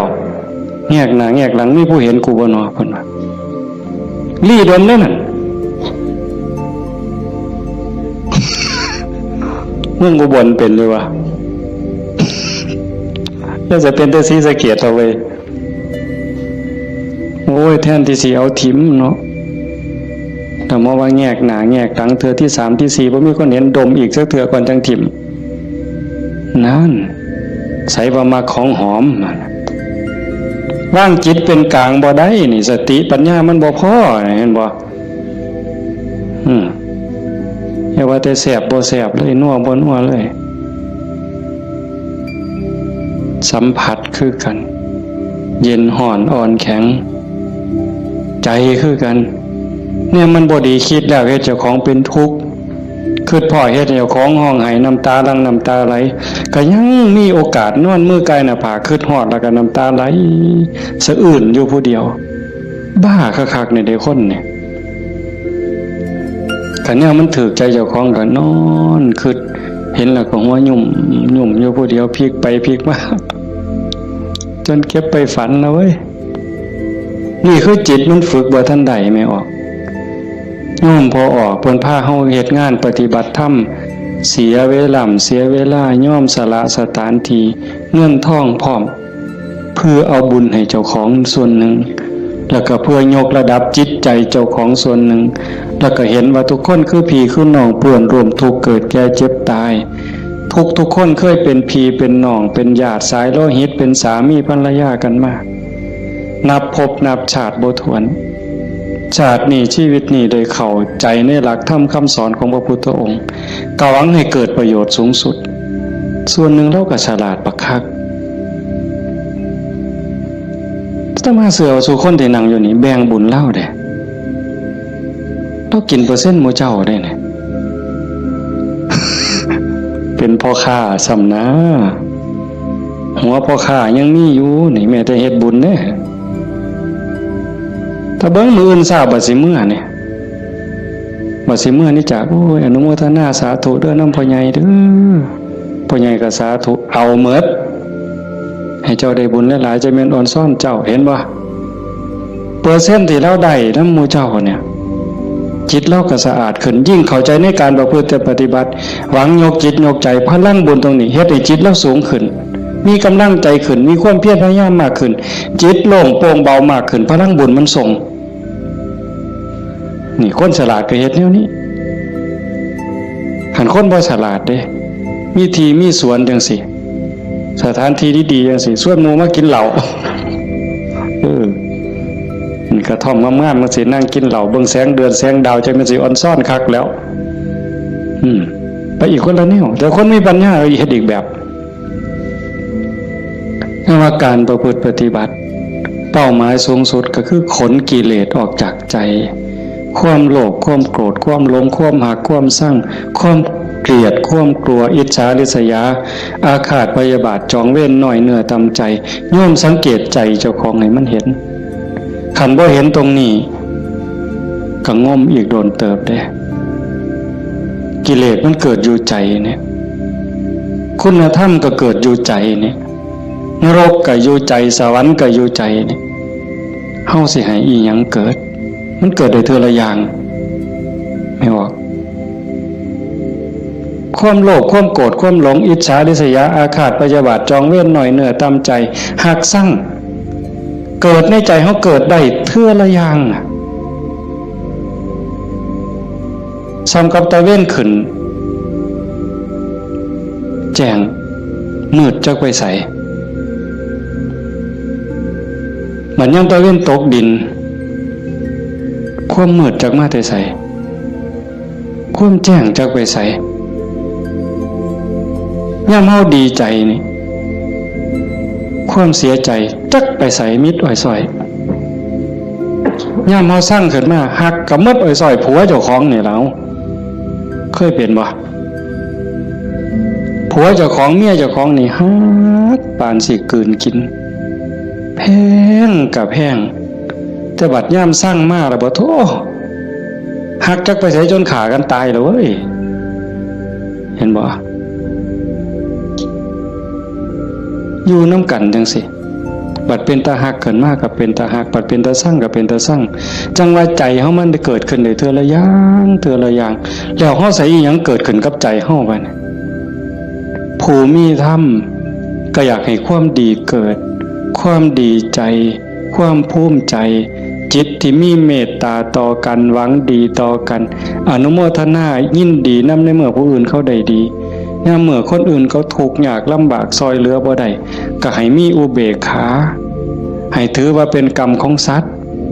พอซอยเรือได้ก็ซอยเรือคันเฮาจอบเบิ่งจังซี่ใจเฮามีอีหยังเกิดขึ้นปั๊บก็ฮู้จักคืออาตมาบอกตอนกลางๆนั่นว่าคิดปั๊บฮู้ปั๊บคิดปั๊บฮู้ปั๊บอันคือเฮ็ดให้มันว่างแต่คันเฮาจอบเบิ่งมันมีอีหยังเกิดขึ้นก็ฮู้คันมันเป็นเรื่องบ่ดีบ่งามก็บ่ทรงบ่บวกบ่ทรงมันต่อบ่ร่วมคิดกับมันบ่ร่วมขบวนการกับมันเฮาจะเห็นซ่อมเบิ่งกันจะฮู้ว่าเจ้าของเป็นคนแนวใดก็จอบเบิ่งใจเจ้าของนี่เป็นคนขี้อิจฉาบ่เป็นคนขี้โลภบ่เป็นคนขี้โกรธบ่เป็นคนขี้น้อยใจบ่ญาติโยมต้องซ่อมเจ้าของเด้อบัดนี้ผู้เฮ็ดมาแล้วก็สาธุผู้บ่ทันเคยเฮ็ดก็ลองสังเกตเวลามันบ่พอโยมประเด็นสุดท้ายสิเว้านำเนี่ยเวลาของชีวิตเฮาเหลือน้อยผู้บางคนเข้าวัดมา10 ปี20 ปี30 ปี40 ปีผู้บางคนหลายกว่านั้นลองเบิ่งบัดเทียบเบิ่งวันเวลาที่เฮาเข้าวัดเข้าว่าปฏิบัตินำครูบาอาจารย์นับเงินทำบุญกันหลายแสนลองเบิ่งเด้นับเงินที่เฮาบริจาคทำบุญหน่อยแน่หลายแน่นี่เวลา20 30 40 ปีนี่มันเป็นแสนแล้วคันบริจาคเทื่อละ100เทื่อละ20เนี่ยเข้าหมดจักเหล้าตั้งแต่ใส่บาตรตั้งแต่ไปจังหันจังเพ่นเข้าเฮาหมดจักเหล้าเอาผ้าเอาสาดเอาหมอนถวายวัดหมดไปหลายปานใดคันเราถึงแง่เป็นบุญแง่ความภูมิใจนี่โยมก็ภูมิใจบักคักเอาตัวนี้มาเป็นปีติจูงจิตให้เกิดความสงบก็ยังได้เป็นบุญได้เป็นจาคานุสติเนี่ยนำพาจิตไปสู่ความสงบได้อันนี้คือแง่ของบุญก็เป็นที่เพิ่งให้จิตให้ใจอย่างมหาศาลเลยล่ะไปแต่คันว่าถึงแง่ของการพัฒนาเป้าหมายของพุทธศาสนาบัดในขณะที่เสียเงินไปหลายแสนแล้วหมดเงินไปหลายแสนแล้วหมดเข้าไปหลายเหล่าแล้วยกใจขึ้นบ่ใจเฮายกขึ้นได้ส่ำใดความโลภลดลงจักหน่อยบ่ความโกรธลดลงจักหน่อยบ่ความแข็งดีแข็งเด่นลดลงจักหน่อยบ่หือไปวัดแห่งแต่ไปผิดกันอยู่วัดขาดทุนได้นี่ครูบาอาจารย์มีสื่อมีเสียงลังเทื่อก็สิไปญาติกันเป็นที่หนึ่งมันมีอยู่เรื่อยเห็นอยู่หลายหมองโดยเฉพาะโยมฝ่ายอุบาสิกาเฮ็ดหยังก็อยากถวายหลวงพ่ออยากให้หลวงพ่อฉันของเจ้าของใส่ของเจ้าของผู้นี้เฮ็ดอยู่แล้วมีผู้ใหม่มามีการแข่งกันขาดทุนนี่ตัวนี้คือขาดทุนลอดพื้นบ่แม่นขาดทุนธรรมดากิเลสมันบ่ได้ยอมเฮาเด้ไม่ออกสังเกตเด้อย่าเชื่ออาตมานำแม่ได้พระเถาะเพราะฉะนั้นหลวงปู่ชาบ่ได้ถีบพระดอกเนาะได้ไปนวดหลวงปู่แล้วว่าเจ้าของคักหลวงปู่เพิ่นฮู้จักความคือเลยถีบเลยหงายหลังตึงยังจังได้คิดเห็นบ่นี่คือครูบาอาจารย์เพิ่นสอนให้เห็นจิตตัวนี้โยมคันบ่เห็นจิตตัวนี้นี่ง่วมซ่าไปอีกโดนเติบเยจิตตังสัญญเมสันติโมขันติมานะพันธนาถ้าบุคคลใดจะพึงตามดูจิตบุคคลผู้นั้นจะพ้นจากบ่วงแห่งมารคันเห็นใจตัวนี้นี่เขาต้องการความสะอาดแม่นบ่ต้องการความสะอาดต้องการความบริสุทธิ์แห่งจิตแห่งใจเนี่ยมันจะเห็นคันบ่จังซั่นเข้าข้างเจ้าของเสยเด้มันมาที่หลังมันสิมาใหญ่กว่าเฮาได้จังใดมันสิมาเป็นที่หนึ่งได้จังใดผิดกันวัดแตกเว้ยมีเด้แนวนี้ก็ได้ขาดทุนเสียเงินเสียทองหา คืนใหม่ได้เด้หาเงินแสนเฮาก็ยังมีโอกาสสิหาพ่อโยมหาเงินล้านยังมีโอกาสสิหาพ่อเสียหยังก็เสียได้แต่ว่าคันเสียเวลาเนี่ยเสียเลยเด้เสียเลยมีเงิน100 ล้านซื้อนาทีที่ผ่านไปกลับมาบ่ได้ซื้อนาฬิกาเลื่อนละแสนเลื่อนละล้านน่ะซื้อได้แต่ซื้อเวลาวินาทีเดียวก็ซื้อบ่ได้เฮาหายใจเข้าหายใจออกตอนนี้หมดแล้วก็หมดเลยบ่กลับคืนมาอายุเฮาก็หมดไปความตายก็ใกล้เข้ามาเวลาแห่งการเก็บเกี่ยวสรรพธรรมเก็บกรรมบุญกุศลซักฟอกจิตใจให้สะอาดบริสุทธิ์มันหมดไปเรื่อยๆจังซั่นจังว่าเขาวัดเขาว่าประพฤติปฏิบัติขันบ่เข้าใจถึงสาระแก่นสารคำสอนของศาสนาเนี่ยบุญนั่นได้อยู่ดอกแต่มันบ่ทันปลอดภัยอย่างว่าพระพุทธเจ้าบ่ให้มาติดอยู่ที่บุญแต่เพิ่นให้เฮ็ดบุญให้สร้างบุญให้สร้างหลายๆแต่ว่าให้กายไปอีกสู่ความสะอาดบริสุทธิ์แห่งใจถ้ามันไปบ่ทันฮอดนั้นบ่ปลอดภัยเทวดาก็ตกสวรรค์ได้เห็นบ่จังซั่นจังว่าในเมื่อเฮามาสู่ขบวนการปานนี้โยมพอออกผู้เป็นเจ้าภาพก็ตั้งใจปานนี้เฮ็ดดีมาปานนี้ก้าวขึ้นไปอีกก้าวขึ้นไปนี้ก่อนวันเวลาของชีวิตมันสิหมดให้พยายามเฮ็ดใจให้เป็นกลางๆหูได้ยินจมูกได้กลิ่นลิ้นได้รสกายได้สัมผัสก็เฮ็ดใจให้เป็นกลางๆสิปฏิบัติกับสิ่งที่มากระทบจากตาเห็นจากหูได้ยินจากจมูกได้กลิ่นลิ้นได้รสกายสัมผัสก็เฮ็ดด้วยสติอย่าให้รู้สึกว่าหักอย่าให้รู้สึกว่าสั่งอย่าเฮ็ดด้วยความสั่งอย่าเฮ็ดด้วยความดีใจด้วยความเสียใจอย่าเฮ็ดด้วยความหักให้จิตเป็นกลางกันได้จังสิขันเฮ็ดได้จังสิแล้วมันอ่อนซ่อนเจ้าของเด้อาตมาก็เฮ็ดบ่ทันได้ก็ยังพยายามอยู่ก็จังว่าส่วนญาติส่วนโยมเฮ็ดไปพร้อมๆกันคันบ่จังซั่นน่ะมันเสียเวลาเสียดายเจ้าของ30-40 ปีหมดเงินก็หลายแสนหมดข้าวก็หลายเหล่าหมดเวลาในการทำมาหากินเงินที่มาบริจาคข้าวของที่มาทำบุญก็หมดไปแล้วเวลาล่ะขณะเวลานั้นที่มาอยู่วัดอยู่ว่ามาสร้างน้ำทำบุญไปหาเงินหาทองมันก็ต้องได้ตื่มกันอีกหลายเติบมันจักเท่าแต่ว่าเฮายอมเสียสิ่งนั้นเพื่อสิแลกเอาสิ่งที่ดีที่สุดสิ่งที่ประเสริฐที่สุดก็คือใจเจ้าของเนี่ยให้ได้ใจที่มีความสงบใจที่มีความร่มเย็นใจที่เต็มเปี่ยมด้วยความเมตตากรุณายินดีมุทิตากับผู้อื่นใจที่เป็นอุเบกขาโตสติความระลึกได้แล้วก็อุเบกขาตัวว่างจิตเป็นกลางจิตที่เฉย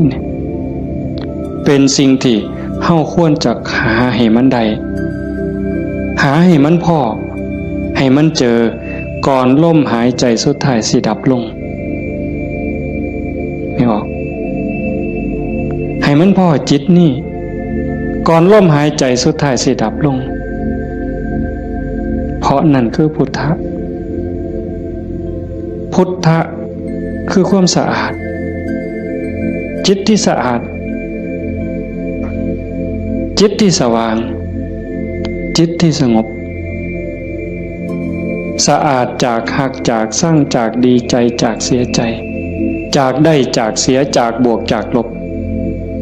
สว่างสวัยด้วยสติปัญญาหูเท่าท่านตามความเป็นจริงหักก็ตามสร้างก็ตามสรรเสริญนินทาก็ตามลาภยศสรรเสริญก็ตามสว่างตาโดยแสงไฟเพิ่นบอกสว่างใจโดยแสงธรรมบ่ยินดียินร้ายเห็นทุกสิ่งทุกอย่างเกิดขึ้นตั้งอยู่ดับไปอนิจจังทุกขังอนัตตากฎของแต่ละขอบงำสรรพสิ่งอยู่สะอาดสว่างสวัยโดยสติปัญญาสงบนิ่งจิตใจบ่กระเพื่อมด่ามากกับบ่กระเพื่อม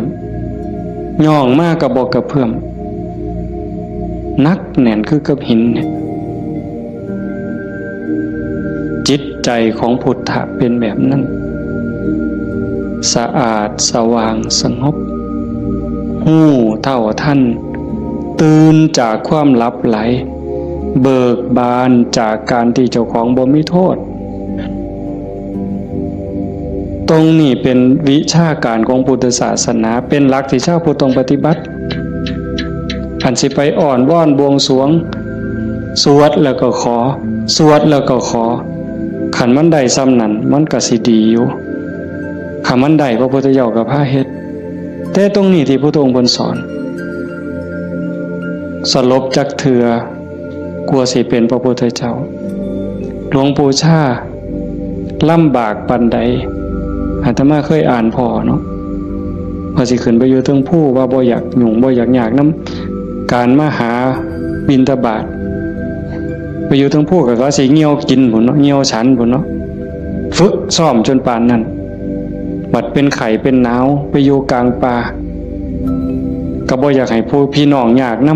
ำก็ซ้อมมันสิใจขาดยามใดสิจูดไปสุดที่ถิ่มเพิ่นว่าบ่ได้ยินเสียงกวงห้องหลวงปู่เพิ่นปัญญาหลายดีเนาะอาตมาก็จังได๋ดอกมื้อนึงไปอยู่อยู่วัดวาง 2-3 มื้อนั่นล่ะก็เปิดวิทยุฟัง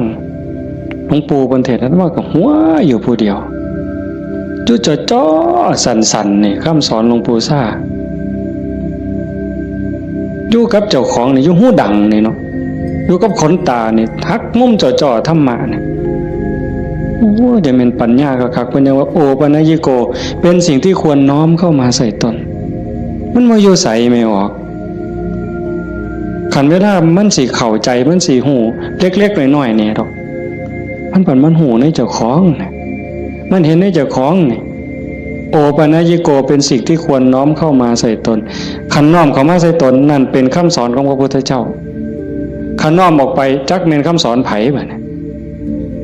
คันไปอ่อนว่อนบวงสรวงเทวบุตรเทวดาอินทร์พรหมยมยักษ์พระเจ้าทั้งหลายนี่แล้วโลดแต่ว่าอาศัยการประพฤติปฏิบัติจังว่าการฟังเทศน์ฟังธรรมให้เป็นไปเพื่อความศรัทธาความเหลื่อมใสศรัทธาปาสาทะวิริยะความภาคเพียรพระพุทธศาสนาเพิ่นสอนเรื่องความภาคเพียรวิริเยนะทุกขมัจเจติเฮาสิล่วงทุกข์ได้ก็ย้อนความเพียรพยายามของเฮาเองผู้อื่นเฮ็ดให้บ่ได้คันเฮ็ดให้ได้มีผู้วิเศษผู้ศักดิ์สิทธิ์ครูบาอาจารย์เป่าให้เสกให้ผู้ใดสิเกินพระพุทธเจ้าก็ออกว่า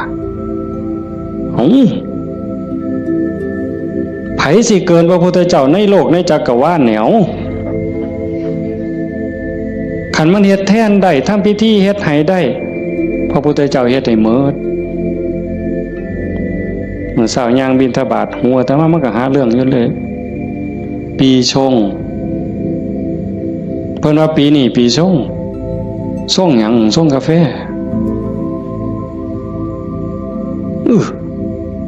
มันยากหยังกับปีกับเดือนนั่นเด้อ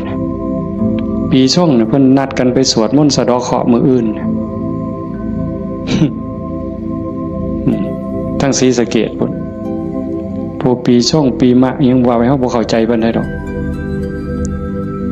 พากันไปสวดไปสะเดาะเคราะห์ไปต่อชะตาไผสิเกินพระพุทธเจ้าก็ลองเบิ่ง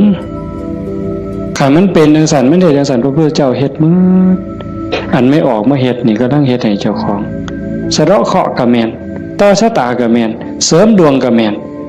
โดยการตั้งสติให้มันฮู้จักอีหยังผิดอีหยังถูกอีหยังควรบ่ควรตรงนี้ตรงมันแม่นพุทธะต้องเฮ็ดแบบนี้เพี้ยนมาจากภพจากศาสตร์คันเฮาบ่มีเชื่อเก่าไม่ออกบ่ออกคันว่ามีเชื่อของนักบวชนักปฏิบัติเป็นเชื่อเป็นอย่างเป็นเผ่าเป็นพันธุ์ไว้ตั้งแต่อดีตเฮาบ่มีมือมาเฮ็ดจังซี่ในเมื่อเฮามีของเก่ามานำพามาสู่การเหตุการณ์ทำจังซี่มีกัลยาณมิตรพาเหตุพาทำให้ทุ่มเทเต็มที่ถือว่าโอกาสได้เกิดมาเป็นมนุษย์ได้พบพระพุทธศาสนามีสติปัญญาหูดีหูชั่วหูผิดหูถูกยังมีสติหูอยู่จังสิเฮ็ดเต็มที่ก่อนมันสิหมดเวลาแล้วอย่าคิดว่าเจ้าของซ่าเด้ไม่ออกญาติโยมอย่าคิดว่าเฮาสิเฮ็ดบ่ทัน ตราบใดลมหายใจยังมีอยู่สติสัมปชัญญะยังหูผิดหูถูกเพิ่นว่าเฮามีโอกาสจนลมหายใจสุดท้ายจนลมหายใจสุดท้ายยิ่งเฮาฟังเทศน์ฟังธรรมอยู่บ่อยๆอยู่ประจำบัดจนหอดเฮาเจ็บเฮาป่วยเฮาใจสิขาดสิล้มสิตายสิ่งที่เฮาฝึกมาตลอดชีวิตทบทวนมาตลอดชีวิตหอดเวลานั้นมันจะว่าง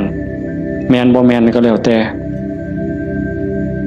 สิว่างว่ามันเอาบ่ได้แล้วร่างกายบ่แม่นของเฮาสังขารบ่แม่นของเฮาสรรพสิ่งในโลกบ่แม่นของเฮาดินดอนตอนหญ้าบ่แม่นของเฮาแม้แต่สังขารร่างกายก็สิทิ่มอยู่ไว้ๆนี่ว่างเด้ปล่อยเด้ตัวอย่างที่อาตมาได้พบมาญาติธรรมวันที่9 พฤศจิกาอาตมาว่าจะพาไปสวดมนต์ที่พระใหญ่อำเภอเขืองในเพิ่นนิมนต์ไปเทศน์ก็เลยประกาศชวนญาติชวนโยมไปญาติธรรมกลุ่มหนึ่งผู้เฒ่าหน่อยที่สุดก็60แต่ส่วนใหญ่70ขึ้นไปเกิดอุบัติเหตุโยมอาจจะได้ยินข่าวอยู่ว่าจักรถสิเลี้ยวเข้าพระใหญ่เขื่องในเลี้ยวเข้าไป2ขั้นหน้าไปติดหลุมสิลงจากทางลาดยางมันมีหลุมก็คอยหยอดขั้นหน้าคอยหยอดขั้นหลังก็จอดนิ่งๆรถวัดป่าใหญ่เมืองอุบลแล่นมาต่ำเข้าเต็มลำหลังหัวเก่งนั่นคนอยู่ทั้งหลังนี่7อยู่ทั้งหน้า2คนทั้งหน้า2บ่เป็นหยังแต่อยู่ทั้งหลัง7คนนี่ฟ้องลงรถตาย3บาดเจ็บหนัก4เป็นยังไงพวกผู้เฒ่าทั้งหมดนี่ว่าชีวิตเฮาอันนี้เพิ่นบอกก่อนเป็นได้บอกมาเรื่อยๆดอกบ่แม่นบอกมื้อนั้นบอกเรื่อยๆว่าตลอดถ้าเฮาได้เข้าวัดเข้าว่าได้ปฏิบัติเป็นนักรบตายในสนามรบตายยามใดก็บ่ย้านยิ่งไปเฮ็ดบุญตายแห่งแต่ดีว่าจังซี่เลยเด้ตายก็ตายไปแต่ว่าซุ่มยั่งนี่กระดูกโค้งหักแขนหักกระดูกสันหลังเคลื่อนกระดูกต้นข้อเคลื่อนขาหลุดโบกแม่นมืด2 คนหนึ่งนี่หมอเขาว่าเป็นอัมพาตตลอดชีวิตซอยเหลือเจ้าของบ่ได้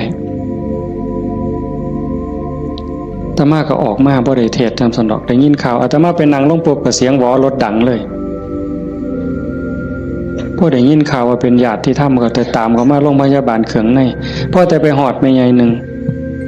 เขาก็ไปเขามาอุบลก็หลายแล้วแต่แม่ใหญ่หนึ่งนอนอยู่ก็เจ็บแขนหักหน้านี่ลอกหมดเลือดแดงพอแต่เห็นโอ้ยอาจารย์แขวหักเพิ่นว่าแขวเสียไปซ้ำเพิ่นว่าโอ้ยสร้างมันตัวใหญ่บ่ได้ซื้อเพราะบาดดอกแขวเพิ่นว่าเราก็ยังดีใจอยู่เด้หลานหน่อยไปนำมาหลานอาตมาไปนำ2 คนจับมือยายแน่มันหนาวมันสิไปทั้งเพิ่นแล้วนะมันหนาวจับมือยายแน่ให้ยายอุ่นแน่ให้ยายอุ่นแน่เด็กน้อยก็จับผู้คนก็บ่ฮู้เรื่องสลบไปบัดพ่อใหญ่นึงบัดกระดูกหักเขาก็คิดว่าแอวหักถ้ามาก็คิดยากหมอเขาก็มาจับให้เขาก็เพื่อทดสอบว่าเป็นหยังมาสุดท้ายเขาก็ว่าแอวหักกระดูกหักถ้ามาก็โอ้ยตารู้ตนผู้เฒ่าเราก็ถามหาเมียเนาะครูนั่นโยมบ้านฟังเพลอาจจะเห็นพ่อใหญ่ผู้ดำๆมันเพิ่นสิเป็นครูแต่ถ้ามาเอิ้นเทวดาตาบ่เห็นห่วงดอกผู้เฒ่าขี่รถมาเกือบ20 กิโลรถซาเล้งเพิ่นมานั่นเพิ่นก็ถามหาเมียเพิ่นอาตมาก็บ่ได้ปากดอกแต่หมอไปนำนั่นเพิ่นเว้าก่อนยายเพิ่นก็ถามหาตาอยู่จริงๆเขาไปอุบลตายก่อนหมู่ยายนั่นหมอนเป็นตะเงิดหลายบัดนะอาตมาเยี่ยมอยู่โรงพยาบาลสรรพสิทธิ์ไปเยี่ยมเฒ่าผู้ชายหันก่อนโอ้ยอาจารย์บ่แม่นของเฮาจักอย่างเพิ่นว่าเด้บ่แม่นของเฮาจักอย่างบอกบ่ให้เจ็บมันก็เจ็บมันอยากเป็นหยังมันก็เป็นบ่แม่นของเฮาจังแม่นน้อเพิ่นว่าหลงบ่ของเจ้าของมาตั้งโดนอันนี้ก็ตัวนึงหลังจากนั้นมาเยี่ยมแม่ใหญ่ผู้กระดูกข้อเคลื่อน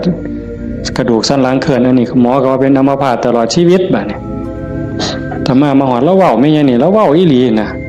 เว้าแผ่วแผ่วแผ่วแผ่วเสียงดังเว้าแต่กรรมฐานแล้วเว้ายังดอกโอ้ยบ่ย่านจักหน่อยอาจารย์เพิ่นว่าลูกศิษย์อาจารย์ใหญ่วัดโน่นกุลมบ่ย่านเพิ่นว่านั่งสมาธิ6 ชั่วโมง9 ชั่วโมงสำบายตายก็ดีมันสิได้เศร้าเจ็บเศร้ามีแห้งเพิ่นว่าแต่ว่าเราหลับไปย่ำใดวุบไปย่ำใด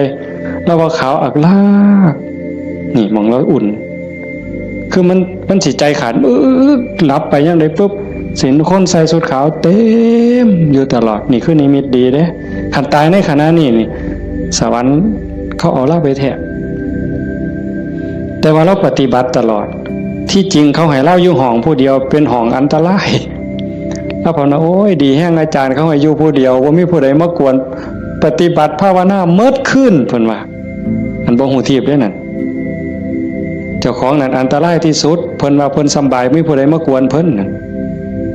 บัดเอาไปเอามาภาวนาตลอดอยู่โรงพยาบาลตลอดย่างได้ซุมื้อหมอว่าสิเป็นอัมพาตตลอดทั้ง2 เท่านี่ตลอดชีวิตเลยซอยเหลือตัวเองบ่ได้แท้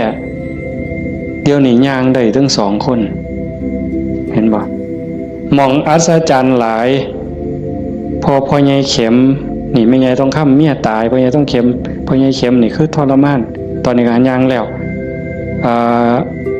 โยมไม่ใหญ่สวัสดิ์น้องสาวนั่นตายแล้วอีกผู้หนึ่งธรรมะจือบ่ได้ตายบ่เอาเรื่องกับรถถือว่าเป็นกรรมเป็นเวรเป็นสิ่งที่เกี่ยวเนื่องกันมาใครแม่นเฮาสิว่าแนวใดมองอาตมาเงิดอ่อนซ่อนใจคนน่ะขอบ3 ครอบครัวนี่ผู้หนึงเจ็บสาหัสผู้หนึงตายนี่บ่เอาเรื่องกับรถบ่เอาเรื่องกับคู่กรณี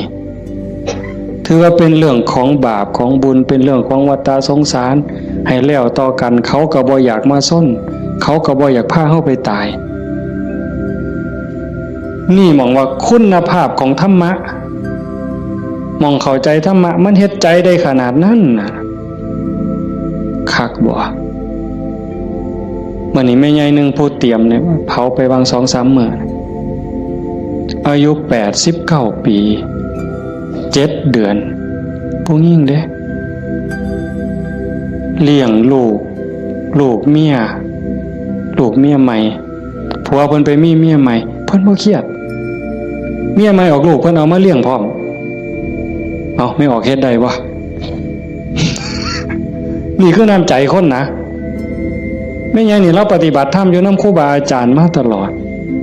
ลูกเราดีหมดทุกคนเป็นหมอ2เป็นครูผู้หนึ่งเป็นเจ้าหน้าก็มีอยู่2 คน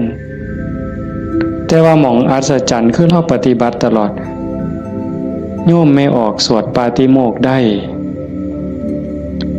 ที่พระเพิ่นลงปาติโมกข์นี่แม่ใหญ่น่ะเราสวดได้อาตมาสวดบ่ได้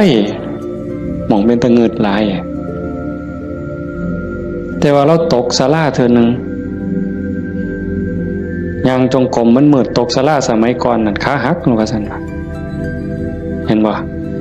บัดมื้ออาตมาสิไปเยี่ยมอาตมาไปเทศฟังทั้งครูขันก็เลยว่าสิกายไปทางนั้นลูกชายเพิ่นว่าบ้านอยู่ทางนั้นก็เลยพาไปเยี่ยมลูกชายก็บอกว่าอาจารย์สิมาเยี่ยมแล้วลูกบ่ได้ตลอดแต่ว่าสติเราดีเด้เพราะแต่ว่าอาตมาสิไปเสียงรถเขาไปจอดแล้วลุกขึ้นมานั่งพออาตมาไปนั่งลงแล้วก็กราบได้เท่าเดียวดอกก็นอนมันวิ่นหัวปานนั้นเราก็เว้าธรรมะโต้ตอบได้ทุกเรื่องสติบ่ขาดลูกหลานจักว่าเท่าใดมาเต็มเฮือนแล้วจำได้ฮอดซุมบ่นุ่งผ้าว่ามันชื่อหยังนิสัยมันดื้อบ่ดื้อแล้วฮู้ผู้นี่มองลูกหลานไว้ย่าย่ายอยู่อีกเด้อโอ้ยมันทุกข์มันยากบ่อยู่ดอกอยู่น้ำหลานอีกแน่อยู่โดนแล้วผู้นี่มัดมือสิใจขาดหลานผู้เรียนอยู่จุฬากำลังขึ้นรถลูกชายว่าย่าถาหลานนี่เด้อหลานกำลังขึ้นรถโอ้ยถาบ่ถามันก็บ่แม่นแม่วะแล้ว เป็นเรื่องของเพิ่นเพิ่นว่าเห็นบ่เป็นเรื่องของเพิ่นบ่แม่นเรื่องของญาหมองคักหลายว่าแล้วตายนั่นเอานอนตะแคงข้างขวาเลียนแบบพระพุทธเจ้าเลยสติจำได้มื้อสิตายแล้วกินข้าว3เทื่อได้กินข้าวปกติเว้าได้ปกติเพียงแต่ว่านอนไปแล้วก็มาหลับเอาตอนมาดับไปตอนตีสี่คนตายลูกนี่เป็นหมอ2แล้วก็หลานเป็นหมออีกผู้หนึ่งมันบ่เข้าในทฤษฎีอะโยมพวกนี้อยู่นำคนตายมาตลอดลูกหลานสาวอยู่ห้องชันสูตรพลิกศพพร้อมคนตายเขาเพิ่นพิสูจน์ว่ามันจะเย็นไม่ไงนี่แล้วอุ่นบัดเนี่ยตายไปแล้วจากตีสี่กลัวจนฮอด5 โมงเช้าเยาเขาลงเพราะยังอุ่นอยู่แต่เฮ็ดจังได๋บ่ได้เพิ่นก็ลูกชายเพิ่นก็โทรมาถามอาจารย์ที่ว่าแนวใดแต่มาเลยว่าบ่ต้องฉีดยาเด้อสิฟื้นหรือบ่ฟื้นเฮาบ่คิดดอกแต่ว่าบ่ต้องฉีดยาก็บ่ฉีดอยู่จักมื้อหลายมื้อเติบ4-5 คืนพุ่นล่ะแต่มาก็บ่เจอบัดฮอดมื้อสิเผาบัดเนี่ยลูกชายเพิ่นก็โทรมาถามประมาณ3 โมงกว่าเนี่ยอาจารย์เฮ็ดจังได๋บัดเทื่อเปิดโลงออกมานี่หาแม่ยังอุ่นอยู่คือเก่าเนี่ยสิเฮ็ดแนวใดเพิ่นว่าโอ้ตะมาก็บอกบ่ถูกดอกโยมไขเบิ่งซะก่อนว่าซั่นแต่ว่าใส่เพิ่นใส่ตู้ลมเย็นอยู่แต่มันเย็นทั้งหลังนั่นน่ะตะมาก็เลยว่าเอาคันจัก4 โมงก็จังถอดปลั๊กออกเบิ่งเด้อว่าถอดปลั๊กออกเบิ่งเพื่อให้มันปรับสภาพเพราะว่าตัวเย็นนี่มันอาจจะเป็นจากเครื่องใส่ไฟฟ้าหอดประมาณเฮาจะออกประมาณบ่ายโมงก็หากะลามันอุ่นมันยังอยู่ก็จังว่ากันอีกเทื่อนึงบัดสุดท้ายก็แม่นหมดอยู่ดอกเพิ่นว่าอาจารย์ประมาณเที่ยงในเพิ่นโทรมาก็บ่เย็นปานใดแต่ว่าย้ายบ่แข็งเพิ่นว่าเย็นอยู่แต่ว่ามันบ่แข็งคือทั่วไปคันจังซี่ก็หมดไปตามธรรมชาติก็เฮ็ดไปเด้อคือที่เว้าให้โยมฟังนี่หมายความว่าอย่าให้เราปฏิบัติมาตลอดจิตใจเราดีเรางามบ่เคยด่าไปจักเทื่อลูกว่าลูกเมียใหม่เขาผัวก็อยู่นำเมียใหม่เนี่ยเอาลูกมาเลี้ยงแล้วก็ป้อนข้าวทอกันนี่เลี้ยงซ่ากันป้อนปลาป้อนข้าวก็บ่ให้ลูกเจ้าของคำใหญ่กลัวเด้คำทอกันอาบน้ำให้ก็คือกันสอนก็คือกันฮักทอกันใจคนน่ะมันจังว่าคันมันได้ฝึกได้ฝนมันมีธรรมมันก็สุดยอดอยู่นี่โยมพ่อใหญ่พาเฮาประพฤติปฏิบัติเฮ็ดงานจังซี่เฮามาประพฤติปฏิบัติสูงสุดก็เพื่อยกจิตยกใจเด้อสรุปตรงนี้เด้อบุญนั่นเป็นของตายจังได้เฮาก็ได้เต็มที่อยู่แล้วแต่สิ่งสำคัญน่ะให้ยกจิตยกใจเจ้าของให้มันสูงขึ้นจากอำนาจของความโลภความโกรธความหลงความอิจฉาริษยาอาฆาตพยาบาทจองเวรหน่อยเหนือตามใจเฮาสิเอาชนะมันได้เฮาสิสูงขึ้นกว่าอำนาจของกิเลสได้ย้อนโยมสังเกตใจเจ้าของย่ามตาเห็นหูได้ยินจมูกได้กินลิ้นได้รสท่านเฝ้าไปเสือมันอย่าไปหักไปสร้างน้ำมันนิ่งแล้วสังเกตความรู้สึกสังเกตความคิดสังเกตความรู้สึกถ้ามันเอียงไปทั้งโลภหลายก็บอกว่าเจ้าของนั้นขี้โลภหลายอยู่ค่อยถอนออกหัดบริจาคหัดแบ่งหัดปันถ้ามันโกรธหลายเห็นอันใดผิดหูผิดตาแล้วงุดหงิดโหนหวยขึ้นเป็นตาสร้างขึ้นมาหูจากมันปรับแล้วก็หูจากเมตตาเขาก็คือเฮานั่นล่ะเขาบ่ทันหูเขาจึงเป็นจังซั่นหูจักให้อภัยฝึกไปคอยยกระดับดวงจิตขึ้นมาให้เข้าใจว่าพระพุทธเจ้าบ่ได้สอนให้เฮาทุกข์พระพุทธศาสนาสอนให้เฮาพ้นทุกข์โกรธก็คือทุกข์โลภก็คือทุกข์หลงก็คือทุกข์